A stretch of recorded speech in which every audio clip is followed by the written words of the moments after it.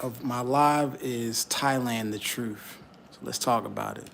So Asia is one of the hot spots, particularly Southeast Asia is one of the hot spots in the travel community of places to go to, in particular Thailand and Philippines. Now, there's a number of different reasons for that. There's the historical importance behind that. Thailand, particularly Bangkok and Pattaya, was a rest spot for a lot of American GIs and other Allied force GIs during various times in warfare of last century. And also the Philippines was the same, particularly for both countries during and around the World War II era, and then also the Korean War era. It was a place of refuge for GIs to go to for a little what's called R&R. And specifically, the places that a lot of GIs would go to, American GIs would go to, would be a city called Pattaya, and then also Angeles City. In these cities, you had a little bit of everything. Anything and everything a man would dream of and want was there. And that is where many men would go to. And these places are still popular to this day. As time has went on, those two aforementioned cities has transformed into major hubs, more so Pattaya, as you've seen with the Rolling Loud, with a lot of major hip-hop artists performing there as of last year. I believe Cardi B was there. A couple other hot, popular pop acts was there as well. Also, it's blown up as to be a major YouTube spot. And then it also, in addition to not just catering to gentlemen, but also to families, you'll see a number of families actually in Pattaya. It's really blown up. The spot's really blown up, if you will. They have a number of different amenities and attractions within the city of Pattaya to this day.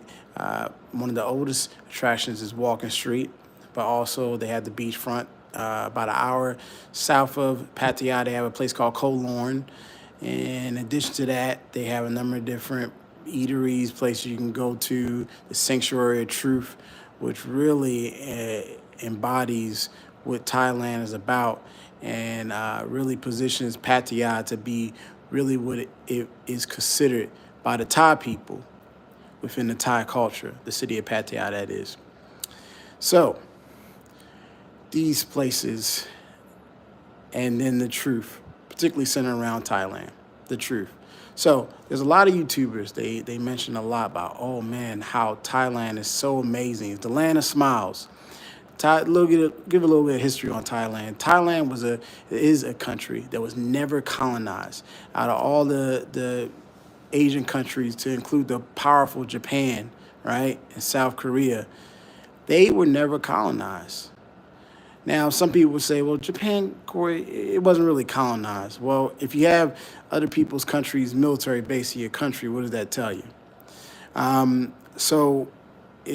of course, we all know about the horrible incident that occurred in 1945 with the atomic bomb, and how really most historians of all creeds and cultures agree that if you're going to drop that bomb anywhere, you would have dropped it in Germany. But Japan being an ally of Germany, and also the major conquerors of that region of the world, particular country that dropped the atomic bomb, wanted to make a point, as most historians know, deep-rooted historians know, to let the Japanese know that you will never be superior over us. And, so a lot of times people, particularly in the West, they look at Japan and they think this and that. And Japan is an amazing country, but they work, and some people might still say conquered in some ways. South Korea, we all know about the effects of the Korean War and so forth. And then that brings you to Thailand and the importance of never being colonized. Now, there was attempts to colonize it, just like in Vietnam with the French and the Chinese. There's been hundreds of years of wars with China and so forth. And there was attempted to be done to Thailand as it was to all the other countries that are in the region. But the thing about Thailand was that, as you know, the land of smile, they have 22 smiles, if I'm not mistaken. And they have a different smile for each situation. Well, when the French came there and they tried to give them insurmountable amount to pay off, similar to what they did to Haiti, which obviously we know Haiti was never able to pay off, they presented themselves as in one position, but really they had allies in the back pocket, most notably the Russians. And the Russians were able to help them get out of that. In addition to that, there's a lot of intermixing between the Russian empire and then also Thailand as far as socialization is concerned, which kept them abreast and avoid being put in a position to be weakened in order to be conquered. Also, in addition to that, the great monarchy in the 1940s, seeing and dealing with the after effects on the world stage of World War II, started doing a lot of business with a lot of different countries, to include many Western powers. Also with tourism, which you can see the after effects of that to this day, with a 22% return rate of tours, which is amazing. They promoted tourism in their country, bringing ingenuity and so forth with the train stations, with the marketing of their cuisine, and then also just their overall enriching culture globally. It has made it one of the top tier places to travel to the world. I believe it's the second most popular place, only behind Spain. So it's a very popular destination for travelers, various means and reasons, to include the aforementioned R&R reasons that I mentioned for the jobs earlier in the video. So also with that, now knowing that fact, you know that they were able to do business with so many different people, which kept them abreast and afloat and avoid conquest. And there's even more tidbits of information to that, but that's a discussion for another day. But that gave you just a little bit, and you can do further research on that. However, there's a lot of discussion, a tremendous amount of discussion about Thailand and travel community, particularly with regards to the social culture. As I said earlier, it's the land of smiles. People look at Thai people as being super friendly, right? And for a lot of men, they go there for fun, relationships, and love. Some men theorize that in the West that the women are very bitchy and manly, and of course due to the laws. I mean, some people might say a smack might put people in perspective, but obviously you can't do that unless you want to ruin your life and lose everything that you built, i.e. Ray Rice, right? So, and then also on a more intellectual level, checking the women verbally goes on deaf ears because of the laws that's in place to allow people to get away with foolish behavior. I.e. Jada Pinkett, who said she wanted to boycott the Oscars because they were racist, but then inflicts racism on her $250 million husband. So, with the embarrassment. So, a lot of men want to get away from that nonsense, right? That lunacy. So, Thailand has been a very popular spot, and particularly a city called Pattaya has been very popular. But the thing is, there's a lot of great things people will say about Pattaya. People are friendly, it's by the beach, it's very affordable, right? And that leads to another thing, which I talked about in a previous video. The affordability of Pattaya. You can get a nice place a few blocks from the beach for a few $100.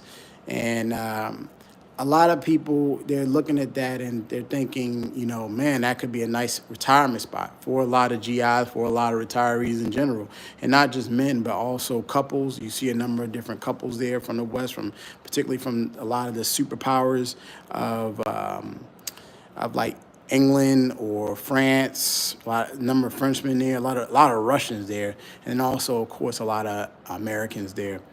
And for a lot of men in the travel space, they look at this place as being a refuge, if you will, from this social nonsense, the Me Too nonsense, the rise in inflation prices that are occurring worldwide, and particularly in the West. And they're looking at it as a refuge for peace and tranquility. And some men are going there looking for love. But the thing is, Pattaya in particular is much of it is a red light district.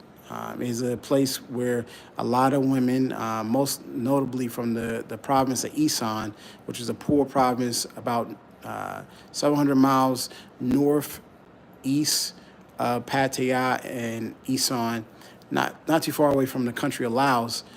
They come there to make money for themselves in the way that they think that they have to do that. Also, a number of them go to the city of Bangkok because of the commerce there and the opportunities. And in that city, you'll meet a lot of ladies of the night there.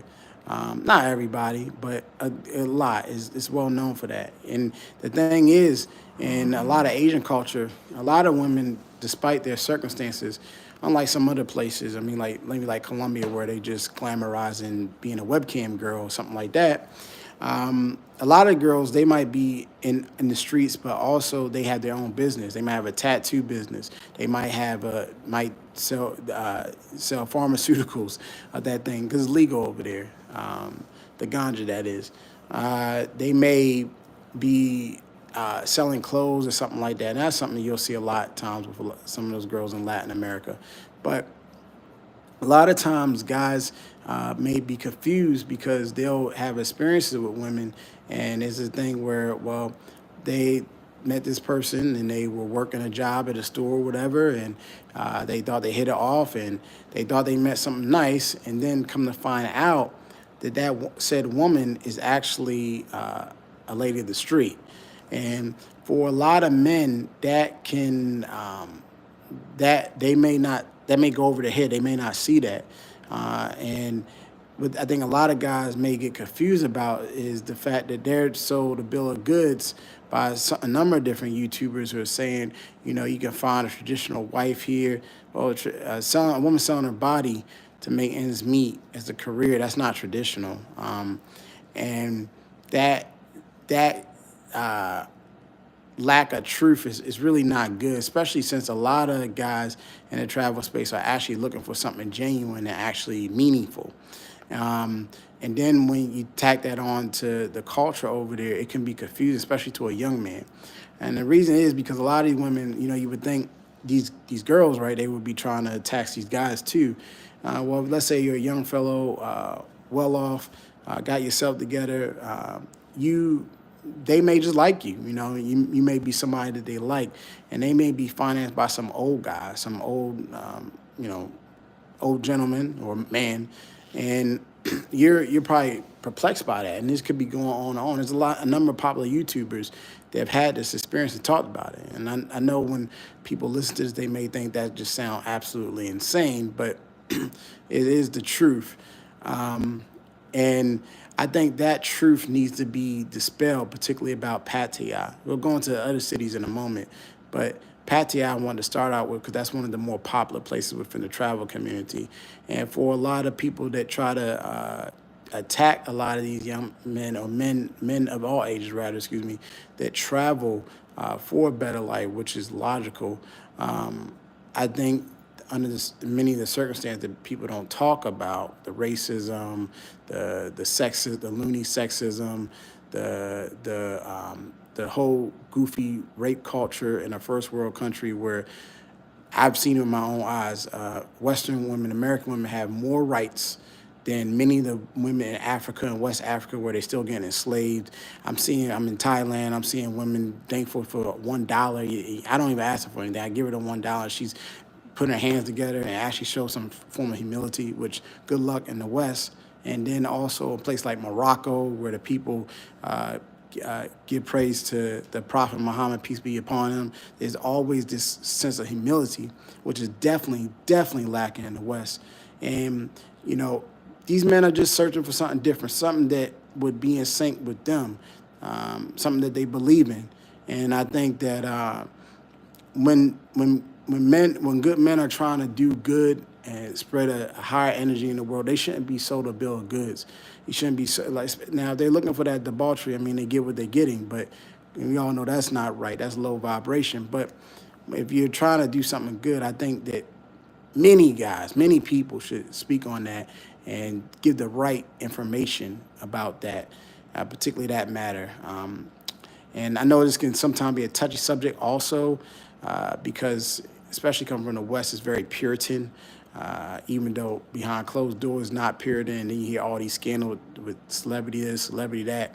But on the surface base, people tend to kind of try to pretend to be Puritan. But this is a very important topic within the travel community, and it should be spoken of in its authenticity.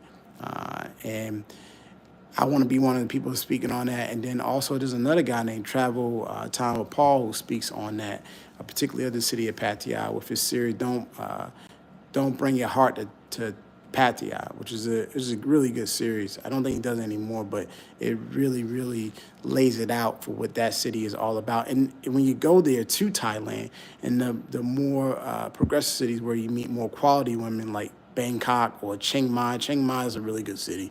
Good energy there too. You'll feel the difference when you get off the plane. It's up in the north part of the country. They'll tell you, Pattaya, we as Thai people, we look at it as, down. It's like it's a lot of debauchery there, low vibration, and most importantly, in the Sanctuary of Truth, which is strategically placed just north of the city, the people, the monks, they built that temple right by the ocean, and I believe it's for a specific reason. And you go in the temple and you listen to the stories and you read the stories about what the Sanctuary of Truth says, particularly to the war's end. It is purposely placed that as a person that's looking for enlightenment, you see this in all spiritualities. You want to stay away from places that have a lot of alcohol, or, debauchery, so forth. You don't want to engage in that stuff because that inhibits, it activates and entices your lower nature. So your root chakra, that is. So that is something that a lot of people, they don't talk about that. I mean, I rarely see anybody talk about the Sanctuary of Truth with regards to Pattaya. It's probably the most important place to visit in Pattaya. And for that and more reasons, it's a beautiful site too. I mean, it's overlooking the ocean. I actually have a small clip of it on this YouTube channel, but it is really, really powerful. You'll get to see, a nice centerpiece of what Southeast Asian culture is about, and then also with the spirituality of Buddhism about, which at its highest is all about reaching the state of nirvana. And the temple does a good non-judgmental way of explaining the hazards of entering into a force field, if you will, low vibration, which anytime you see people selling themselves or low-key doing that, that's never a good vibe. And I think that's something that should be spoken on. So that's one aspect of Thailand The Truth I really, really want to hit home, particularly really early in the video. Bangkok. Bangkok is the major city, the major hub of Thailand for business, commercial endeavors, Muay Thai. Muay Thai is super duper popular in Thailand and is really popular there. They have the first major Ramadan, I believe I'm pronouncing, butcher the name, but Ramadan, it's the major stadium for Muay Thai fights and one of the oldest ones, of course, originating in Thailand, of Thai boxing. And they have a lot of great fights there. There's more on the commercial side, and then to the north of the city, I believe it starts with L. They have the Lumadina, I believe is the name. I'll write it in the description box, but they have more the real raw fights there. And so if you're into combat sports, they have your fix for sure in Thailand, particularly in the city of Bangkok. They also, pretty much every corner in Bangkok has a Muay Thai gym. It's one of the cool aspects that I like. So I'm into martial arts. So I've done Kempo, Taekwondo, Jiu-Jitsu. I've done all three of those competitively. I practice Muay Thai, and I tell you, man, it's a good workout. If you want a good workout, like especially if you're taking a month trip or a few weeks trip, whatever, and you want to get a good, or just for your overall physical enrichment, Muay Thai is super popular planet-wide. So most major cities anywhere that I've been, at least, have a Muay Thai gym. And when you go there, hello, Tartus, but when you go there in the city of Bangkok, you'll definitely be able to find a lot of different options to partake in the national sport Muay Thai. And then also, there's a number of different websites you can use to help in finding a good location and get good training. Airbnb Experiences is one. That's a really, really good website that you can go on in addition to booking your lodging for your stay in Thailand. You can also book various experiences to include Muay Thai. Also, in addition to that, you have Viator. Now, going back to Airbnb Experience, in addition to booking in Muay Thai, you also have various experiences talking about the history of the Buddhist temples within the city of Bangkok, and then also up north in Chiang Mai. You then, in addition to that, you have a lot of food tours. So open markets and food tours are very popular anywhere, but it's especially popular in Southeast Asia and really, really popular in Thailand. And that's because of the cuisine. So the cuisine in Thailand is international. In the 1940s, there was a push to really market Thailand to many Western powers and then also worldwide, globally. And one of the popular aspects of Thai culture is their cuisine. There's so many internationally well-known dishes, most notably pad thai, right? So everybody's heard of pad thai. Really, really good. A lot of the food that they have in Thailand is your standard Asian fare, rice, grains, noodles, but also you have your assortment of different meats, pork, chicken and beef and so forth. But also for those that have a various palate that excludes meat, you have a number of different options as well. They have dishes that are sold in tofu and then also eggplant, respectively. So it is such a versatile, and their cuisine is a hodgepodge of different cultures, and obviously their own, but also there was a lot of business that came through the Thailand to include from India and so forth, and then China. So a lot of their food is influenced by these other cultures, which gives you the great international cuisine of Thailand, which you can find pretty much everywhere nowadays. And I love Thai food. It's my favorite. I'm vegan, so where you vegans and vegetarians out there, Thailand and Thai food is, if you can't find a vegan and vegetarian restaurant, you can always trust that a Thai restaurant will have something for you. No doubt about it. Everywhere I've gone, that's always been the case, and it's definitely great for pretty much anybody's palate. So that is another awesome aspect of that. And then in the city of Bangkok in particular, that's really where you're going to find the premier options for Thai cuisine. And then also in Thailand, a lot of their options being so versatile, in addition to the admixture of different cultures, India and China, is their spiritual faith. So Buddhism is a spiritual faith. It was, if you don't know, it was, a lot of people say it began with Lord Buddha. He was a royalty, and he saw the suffering of his people outside his kingdom in southern India. Dark-skinned guy. The niggas like a running meme about the guy being black. I'm in the Buddhist temples, and like I'm seeing the coarse hair on the head. They have it in balls, and I'm like, people are shocked about the guy being black, and I'm like, yeah, I mean, many people were black back then, and he was in southern India. He probably was black or brown skin, however, whatever terminology you want to use for that. But not get off topic, to focus on the point. He saw the suffering of his people, and he wanted to bring about a lack of suffering. He wanted to figure out what was the meaning of life, among other things. And with that came the faith, and it has various pillars. And the top pillar is to reach the state of nirvana. And in that, intertwined in that, is a focus on not bringing suffering to anyone, really, to include animals.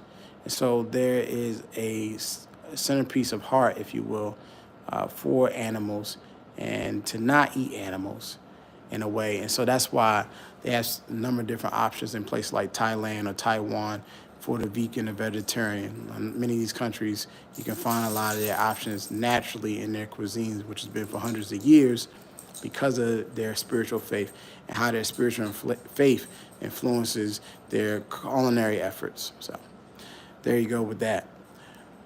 Also, Bangkok has a lot of traffic.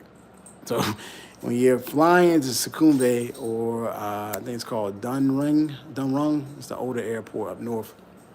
When you go into the city interior, whether your lodges in Santorn, Tonglor, or Sukhumvit, or so forth, anywhere in the downtown area, pretty much any time of the day, but especially during the weekday, during 2 to 8, you're gonna encounter a lot of traffic, and you know, a lot of times it's really like a parking lot on the roads there. And so one of the innovative ways that people go about getting around is between motorbikes. And so the reason, and this is a very popular mode of transportation, really in all Southeast Asia, not just Thailand, but also the country of Vietnam and Philippines, respectively. But I find Thailand to have the most organized structural setup for this. None of those other countries have it on Grab and Bolt, respectively, the option to purchase a motorbike. Vietnam is pretty good too, but I find with Thailand, a lot of people professional. They have a lot of setup, everything set up for you. If it's raining, they have the poncho for you. I believe they had the option for a helmet as well, which they should for safety purposes, obviously, right? But there's that culture, and it also offers an easy way of getting around. Now, I know in the West, some people at least, they don't really like riding on the motorbikes because of safety reasons, but it is fairly safe. They have a set up to where they don't speed that fast, they don't drive that fast on it. They have that similar in the Philippines. And it offers an affordable option, and then also a quicker option a lot of times to get to your appointments, especially if you, let's say, doing your Muay Thai or Jiu-Jitsu class at night. You try and like it. When I mean parking lot, I mean parking lot. Like you could be your gym could be 10 minutes away, and it taking like an hour and a half, and you can't even find a compact car anywhere. So yeah, your options are either walk or run, or which might not be safe either, or on a bike, which is obviously going to probably be the better of the options. That's something to be aware of when you're in Southeast Asia, and it can be something to get used to, but it can also really be good as a way to get around quickly. In addition to that, they have a robust subway system. I believe it's called BTS, if I'm not mistaken. And I'll put that information in the comment section. But it offers, it's really more like a light rail. It offers a way above the city, and then near the ground area where you can get in and around the city at an accelerated rate, avoiding the major traffic that is within the city. It's also very affordable and a really, really good way to get through and in and around the city. Bangkok, it attracts so many people. It does attract people from lower income environments that may be in the street life, but also, as I mentioned earlier in the video, but also it attracts a lot of people from around the country that are looking to work in various business sectors. The medical system in Thailand is one of the has some of the top-notch medical facilities in all of Asia, particularly in Southeast Asia. And Bangkok, they house a number of different locations and hospitals. I'll also put that in the description box. And it's well known, a lot of people come there for various surgeries, dental work, and so forth at an affordable rate. And so it brings a lot of people that want to work in the medical field there, and then also what's called medical tourism. Normally medical tourism, it could be for a major procedure that individual needs that cost too much, let's say like in USA, which we all know about the cost of medical treatment in the USA. It's always been, as you see, it's always been a hot topic in politics. And a lot of people go there for that said medical treatment at a fraction of the price. Also for cosmetic work, like the work on their teeth and so forth. And then also plastic surgery. A lot of people go there because it's done at an affordable rate. And so a lot of people tend to jump on those medical fields to jump into to make money, and then also to live in Bangkok. Bangkok, and why wouldn't they? Bangkok has a robust nightlife. They have a robust nightlife, particularly in the various cities of Sukhumvit and then Khao San. There we go. Khao San that's a really popular area for a lot of tourists to go to. They're major cities and street areas, respectively, that house a number of different nightclubs, bars, and so forth. Um, they have so many popular places in the hip hop world. There's a number of popular places, most notably Sugar nightclub, which you normally got to pay a fee to enter into that, and then also Bafros, which plays a lot of Afro beats. And then also in, I believe, Kosan, they have a place called Wakanda, of all names. There's a very popular nightclub there. And it is really amazing. I mean, some of the best nightlife I've ever seen has been in Thailand, Bangkok, for sure, no doubt.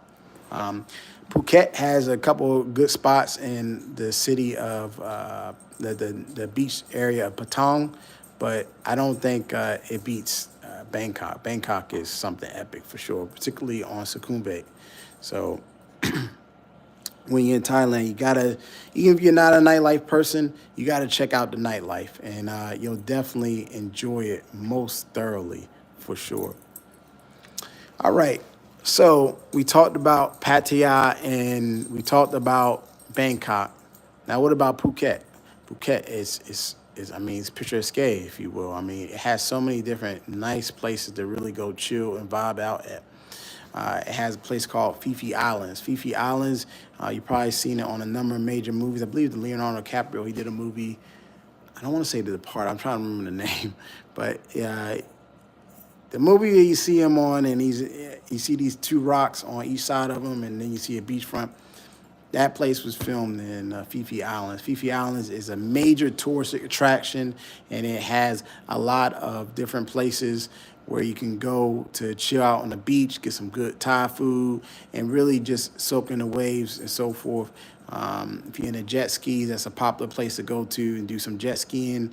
And it's really a cool time. It's an all-day affair to get from the major island, Phuket, and then go to the Phi Islands and do touristic activities and then come back. But it's definitely well worth it. And it's one of the centerpieces of Thai tourism. In Phuket, they also have a number of different Muay Thai fighting events in the major city. You'll see it when you get off the airport. It takes about an hour to get from the airport into the major location that most tourist people go to in Patong. But once you get there, you'll be able to see a lot of signs for Muay Thai fights, which goes on throughout the week with a lot of aspiring and popular Muay Thai fighters. They have a major stadium in the city center, and it's really, I actually have a clip of it on my shorts. With, two guys duking it out, and it's a pretty cool experience. I like seeing it. Also, for those that are into nature, they have some of the best beaches in the world in Phuket. You'll see on the left side of the island, white sand beaches, picturesque views. I mean, it's a good time. You can just chill there and then go get your $10 massages, and you'll be in heaven for sure. It's a really cool experience, and it's a really relaxing experience. It's an expensive experience too. Contrast that to Pattaya, which is a little bit cheaper, but a lot cheaper actually. But Phuket is a little bit more expensive. So you want to have your ducats right, but it's definitely worth it, at least for a weekend trip. I would say Phuket's a place, if you got a few weeks trip, maybe be in Phuket for a weekend, a long weekend. You know, it's not a place you really need to be at too long, but it's cool. It's okay to be at. Because a lot of what you have there, you can really find between Bangkok and Pattaya. But it's definitely worth the experience just to go check it out and see how it is. And a lot of UFC fighters, they go there and they train Muay Thai on that island in Phuket. So it's a popular place. And then also just Muay Thai fighters in general go train there. So it's a really cool place to go check things out, move and shake and so forth, and relax too. The fourth city, Chiang Mai. Chiang Mai is a city that has a lot of Buddhism influence, a little bit slower pace. A lot of hippies go there. You would say hipsters. They tend to go there to check things out, to relax, to play with the elephants, and then also do some Muay Thai. A lot of the major Muay Thai fighters, they train at that gym as well. The gym, up there as well. And then also a lot of people go there just to vibe out, relax. It's not crazy there, no debauchery or anything like that. Just a cool place to go chill there. The air quality is much better there too, less pollution. You'll see it and feel it and smell it once you get out the airplane. But also, it's much more affordable there too. It's a cheaper part, a more affordable part of Thailand, and it's pretty relaxing as well. And I would say, it's a place that you might go to for a few days or even a week as well, just to get away from the whole hustle and bustle of the interior, particularly in Bangkok and Pattaya. These places, all four of these places tend to be the top four places to go to. Most people only talk primarily about Phuket or Pattaya and maybe a little bit about Bangkok. But, when you're talking about this country and the four major cities, and also Chiang Rai is a popular place, not about 2 hours north of Chiang Mai, but Chiang Mai is really the more popular place. So when you talk about these places, you want to hit on the different aspects of them because they all had their unique attributes. Phuket being more a family-friendly touristic place, hence the price being hiked up. A lot of Russians go there. A lot of racist Russians go there to lord over the people and disrespect them. So particularly as a person of color or a black man, you want to be mindful of that because when you go to Phuket, you like, I want to get away from Pattaya. I don't want this. Pattaya, you get treated better in as a black man. Then let's say in Phuket, which is going to be, the Thai people are cool. Most of the Thai people are fine. It's the foreigners that tend to have something up their ass. And particularly with a lot of the racist Russians that go there. I mean, you've seen what they've done with Ukraine. So, of course, when they go to Thailand, with the people looking the way they look, they want to disrespect them. And that's obviously some, as I talked about earlier in the video, in the history of this country, there's been a lot of dealing with Russians. Some for the good, some for the bad. So everybody's not bad. You don't ever want to generalize. But you do have that unfortunate xenophobia from the Russians who are xenophobic, but then they come to a country with people with color in their skin and then they're xenophobic. So I think stuff like that should be spoken of, particularly by people and men of color. Pattaya, like I already talked to you about, and there's a lot of information on that. Bangkok, it should be noted that, as I talked about, a lot of people come to Bangkok because they want a better life for themselves, and they go about getting that better life in a number of ways. But also, it has a culture there. So in Asian culture, particularly in Thailand, it is the land of smiles, and they are very friendly people. As a black man, particularly, you'll get treated better there than many places. Some people might even say than in the West, U.S. and so forth. But there's a stigma behind black skin. So a lot of the stigma is in much of Asia that people that had black skin were looked down upon because they worked the fields. So they had darker skin. And because of that, darker skin was more frowned upon. And when you're coming from, let's say, what's the airport? Sukhumvit? No, not Sukhumvit. Sumbu. I don't want to pronounce the name wrong, but it's over S. I'll put that in the comment section as well. But you'll see all these advertisements be these super, almost bleach skinned white Asians. And it's like there's not an admixture. Like in America, you might see more of a difference. Now, when you go in the city, you'll see more diversity. Like you'll see, I've seen large images of LeBron James and so forth. But there's clearly a focus on not really diversifying the look of Asian people that is in Thailand on the billboards and advertisements. Also, bleaching cream is very popular in this part of the world, just like in the Philippines. Like the people like bleaching their skin. NIH, the National Institute of Health, did a major article on this in Southeast Asia about how, particularly, I believe their hub in Australia, go figure, knowing the history of Australia. So the people white that did this study on it, many of them, they talked about how the people like bleaching their skin and the psychological problem they have with that, and how you'll see the people wearing umbrellas. They have black umbrellas, black umbrellas, the irony. Black umbrellas outside to protect themselves from the sun so they don't get tan and so they don't be dark skinned. They're doing it just so they don't have dark skin. So you'll see that. You'll see the bleaching cream, and which is scientifically proven to cause skin cancer, but people still put this on their skin because they have a psychological problem. They don't want to be dark, and obsession over the skin thing, you'll have that. And a lot of YouTubers, they don't really talk. I think I heard Game Abroad talk about this a little bit, but that's a big issue in Latin America. It's also a big issue in West Africa, and from where I'm from, Senegal, right? The Senegalese, like, they have these cancer centers for women who bleach their skin, man. Like, you even see it in West Africa, where you can see the difference in the skin complexion of the women. Is like, why would somebody do that to themselves? That's a lot of self-hate. So you'll see the self-hate in, as you will in many parts of the world, but with the skin thing, you'll see that in Thailand, unfortunately, as well. And that's something I think a lot of people are overcoming. You've seen a lot of people embrace a lot of different cultures. Like, you have a lot of girls, they be having, it's funny, they be having the box braids and all that, Thai girls, but it's cool. It look cool on them. And, they really paying homage in many ways to a lot of black culture, right? African culture specifically, because the major influence of black culture over there would be Africans, because that's mostly the black people that's over there.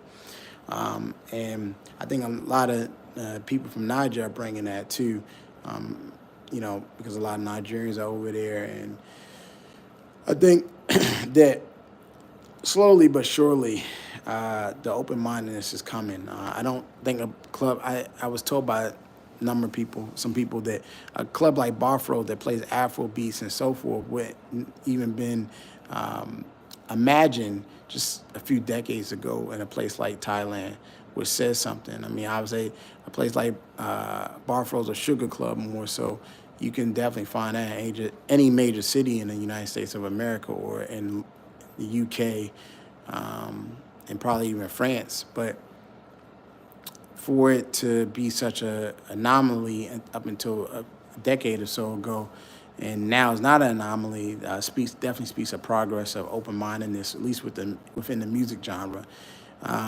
Also, you do have a number of different people that have relations of what they call, due to the studio science, interracial relationships. Most notably, you'll see this, though, with a lot of Caucasian men. So Asia is a very popular, that's another thing people don't talk about too much. But a lot of, when you go to these countries, you'll see a lot of Caucasian men that go there, and that's due to the aforementioned affinity of white skin. People love that white skin. So for, let's say, a Caucasian guy, maybe he didn't do that well with women back in his home country, he goes there. Also, you can see this for a lot of Western men of any color, my color, or whatever, white, black, or whatever color. The number of men, they want something different. Or maybe they didn't do, it could be they want something different. It could be that they didn't do that well in their country. It could be that they like Asian culture. It could be that their money stretches farther, which is normally the number one reason most men are going to travel to these kind of countries. The money stretches farther. And they want to try something different. And they go there for that. And they like how they treat it, most importantly, in addition to the money thing, how they treat it. And a lot of guys, they'll go there, and people will go there looking for a better life for themselves. And they like the way the Thai people treat them, and which they are pretty friendly people. I would say in many ways more friendly than the people I'm from, which is sad. But that's cultural, historical. There's still patriarchy there. They have a semblance of respect for men, which even if you're a man of color, that's going to still trickle down to you, because while they may see a color, they see that your gender, your manhood first. And we know in the West there's other things that's being thought about that, and that segues on to another thing.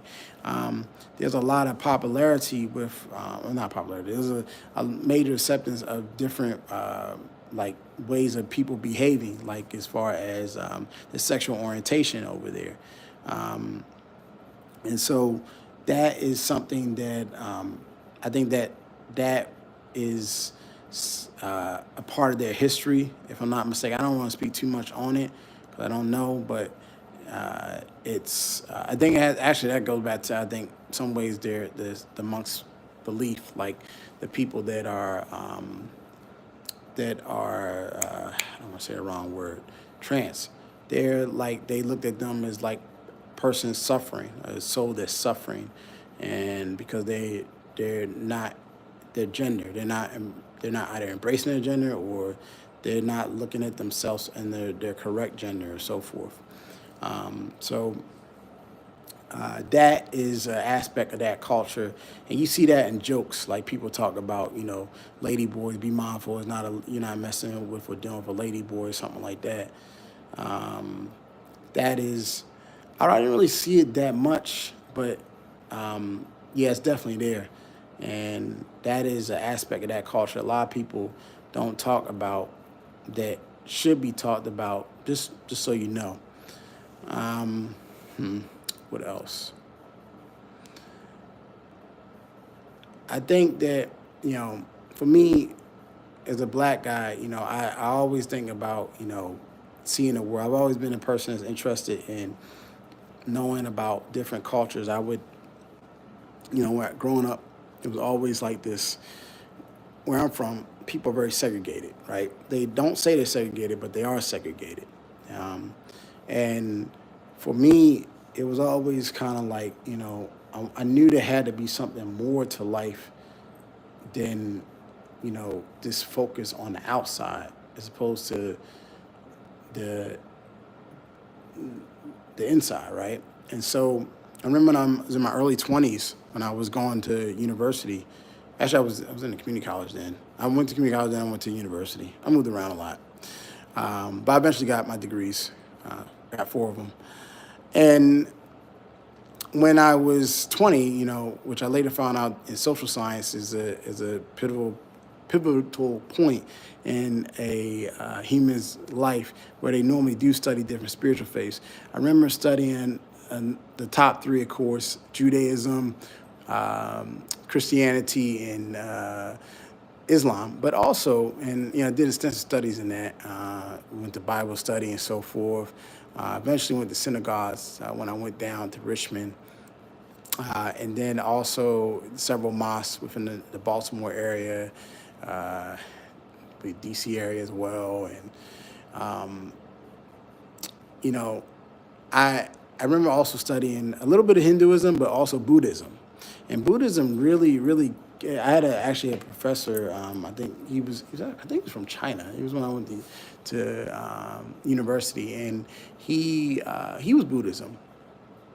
He was Buddhist, excuse me, and he spoke a bit on the spirituality with the aforementioned story of the individual from royalty and his pursuit for enlightenment and the state of nirvana and what it all entailed. And it always really captivated me for whatever reason. I think just the humility aspect of the spirituality, and the fact that it wasn't considered a religion; it was considered like a way of life.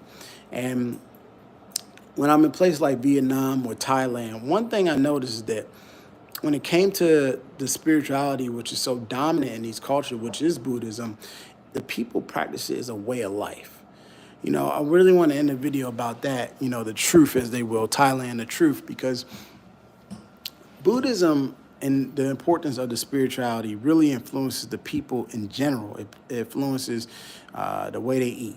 It influences the way they think. You hear Sodi Cop, and you see when you walk into a store, the people clasp their hands together and bow to you. That's all hearkening back to their spiritual enrichment and upbringing, right? It's no more than when you're dealing with a Muslim and he says, "Assalamu alaikum," or "Peace be upon you," and so forth. It's all about it may be something that they are practicing regularly, but it's a way of their life. It's the way they live their life. And in Buddhism, it really caught my eye, if you will, because I felt like one of the things I noticed that when, at least the way I was taught, is that you could practice Buddhism and still be a Muslim. I had something I didn't know, but there's various forms of Buddhism, if I'm not mistaken. So there's a lot to that, right? But you know, I really that aspect of it caught my attention, and also just the fact that it was really promoted. It was taught to me that it's a way of living. It's not a religion. It's a way. It's a way of life. It's all about the whole goal of it is to try to be a better person, to be able to see with all your eyes, all three eyes, not just two, that there's a bigger world out here, and that you should really focus on seeing others for what they are, and then also what they can become, and also seeing yourself for who you are and what you can become, and actually actualizing that into existence. Um, I believe the original Buddha, that was the main focus to the state of nirvana. And then also, I think for the practitioners, even if it's not constantly practiced, whether it's a person, a doctor at the hospital, or a whore in the street, for lack of a better word, there's always, I saw when I was in Thailand, a focus on being better, like in having that kind of compass, if you will. Maybe not always practice, obviously, right? But there was always a desire to pay homage to their spirituality. And I think that also, in addition to that, I saw that, you know, so many people can judge people. But you never know what people have been through. You never know, what they've seen. I was with one woman one time I was dating, and I didn't know that she might have moved a certain way, and that's why I talked about that earlier in the video. And she had held a business and so forth, but she moved a certain way, and you know, I remember, like, we was having a discussion. A lot of these women, they have horrible things happen to them, whether it's by their father or their cousin or their brother, sexually, right? And, you know, that's kind of, it's a really hard thing to, it's one thing when, you know, you hear about that, another thing when you feel it. And when you're with somebody, with a woman, and you feel that kind of act that happened, it's it brings about a sad experience, but you know, it it teaches you not to judge people.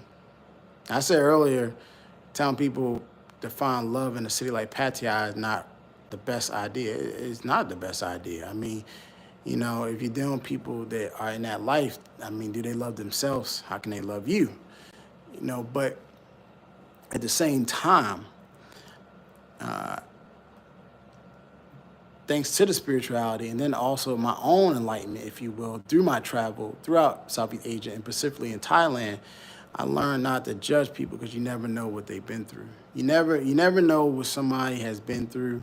Women are black men, they deal with a lot in America, but women are really oppressed around the world, minus, in my opinion, the West. And that's probably a hot topic, but I'm a man that traveled around the world. I've seen what women dealt with, and Western women do not have it that bad.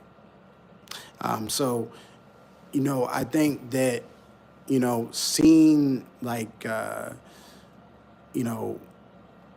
seeing these experiences, seeing, people outside, selling their lives just to survive, and then even a penny, give them a little bit of money, they're clasping their hands together and saying, thank you, and so forth. And the humility, something that you're not going to see in the West. I think those kind of experiences for a lot of people, men and women, is what draws them to a place like Thailand. And that's the truth. And then also, I think the truth is that,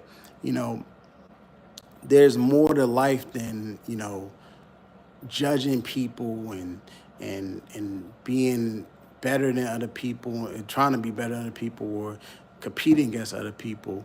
But it's all about finding happiness. I think so many people in, the YouTube realm, they discuss, like, oh, well, for instance, men, they going overseas to trick or to pay for women, or they're trying to run away from something, or maybe they're not running away from something. Maybe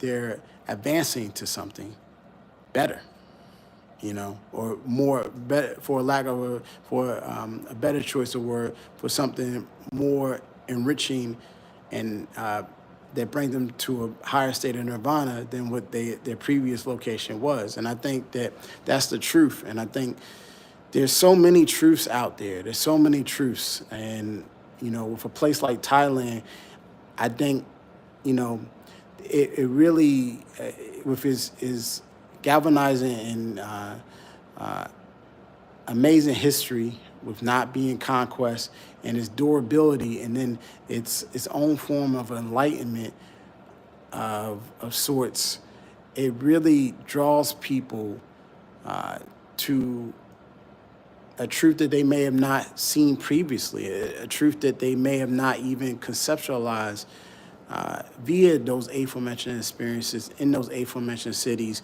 in their own individual way.